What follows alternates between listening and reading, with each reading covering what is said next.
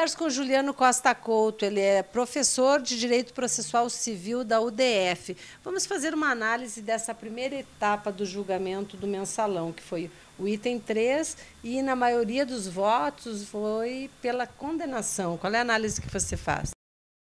De uma certa forma, o Supremo Tribunal Federal chegou até mesmo a surpreender a parcela da população e até mesmo da classe dos advogados, quando adotou uma postura bastante rigorosa, né, na interpretação dos fatos e da aplicação da norma penal.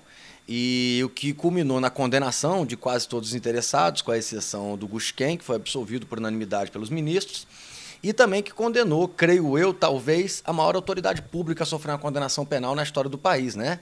Porque condenou o atual deputado federal, até ontem candidato à prefeitura de Osasco, que foi presidente da Câmara dos Deputados, né? Eu não creio que na história do país uma autoridade com tal magnitude tenha sido condenada criminalmente por uma corte superior.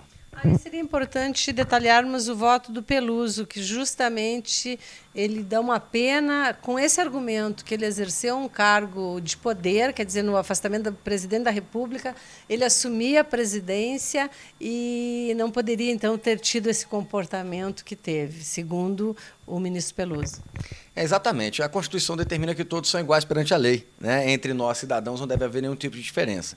Não obstante isso, ao passar a dosimetria da pena, e que o Peluso um pouco antecipou essa parte do voto, além do mérito, porque pela sua aposentadoria, ele entendeu que João Paulo Cunha, ainda que formalmente pudesse estar submetido aos preceitos da lei que determinam a aplicação do mínimo, da pena mínima, ele não merecia a pena mínima, porque ele interpretou o quê? Um cargo com aquela magnitude, com aquela responsabilidade, demanda do cidadão que a ocupa uma responsabilidade ainda maior. E ele, tendo feito uso do cargo para fins ilícitos, penais, criminais, ele não merece a pena mínima. Então foi a pena dura. Ela deve ser seguida pelos outros ministros? Esse exercício de futurologia não é a coisa mais fácil do mundo, né? Mas o Supremo vai ter um trabalho muito difícil e árduo na hora de julgar e determinar as penas, porque cada ministro vai ter a sua conclusão e eles deverão fazer uso de um sistema utilizado por colegiados chamado o voto médio.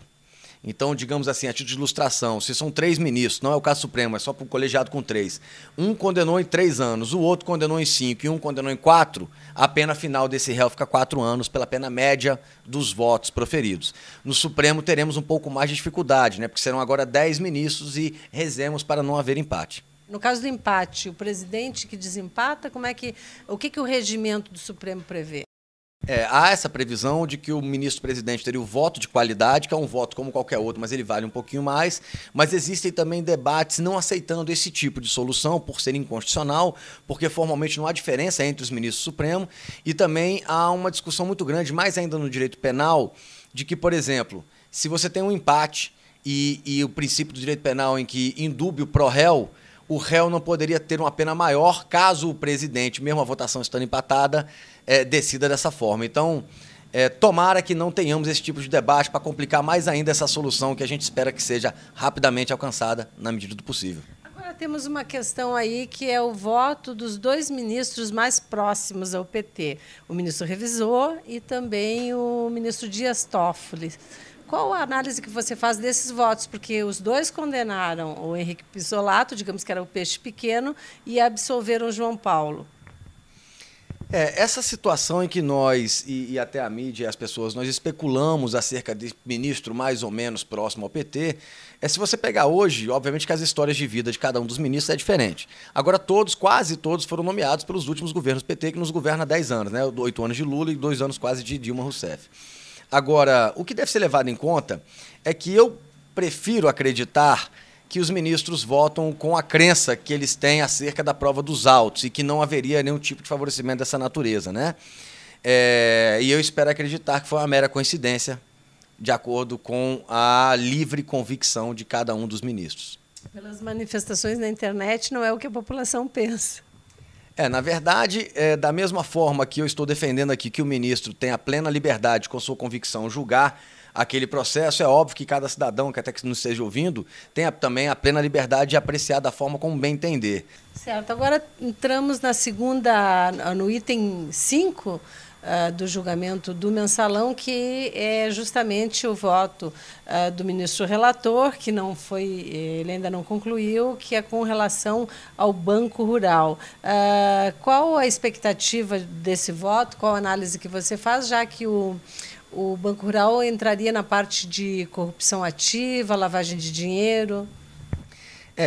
Particularmente em relação ao Banco Rural, seria ele um dos, né, fornecedores da pecúnia, do dinheiro utilizado no mensalão, por uma troca de um alto lucro que ele teve no favorecimento do governo, aquela questão de vínculo ao empréstimo vinculado do consignado do INSS. Quer me parecer, o futuro para estes réus que serão julgados agora nessa próxima semana não deve ser bastante colorido. Eu entendo que as chances de punição são bastante grandes, mas ainda porque há um entendimento de que alguns dos empréstimos foram feitos sem vínculo às cautelas que naturalmente circundariam empréstimos daquela magnitude. Os advogados têm uma estratégia também da defesa, que é culpar a concessão de todos esses empréstimos ao vice-presidente do Banco Rural na época, que já faleceu. Na verdade, essa é uma tática muito comum no direito penal, mas ainda quando há uma formação de quadrilha, quando pessoas agem em grupo e há o falecimento, porque, né, o falecimento ou a morte de alguém seja a extinção da pretensão punitiva do Estado, você não vai prender o morto porque ele já está preso em sua cova, né? Então é muito comum a destinação, o direcionamento de responsabilidades ao falecido, né? No caso em pauta, pena que não temos o testemunho dele para averiguar a veracidade dessa tese.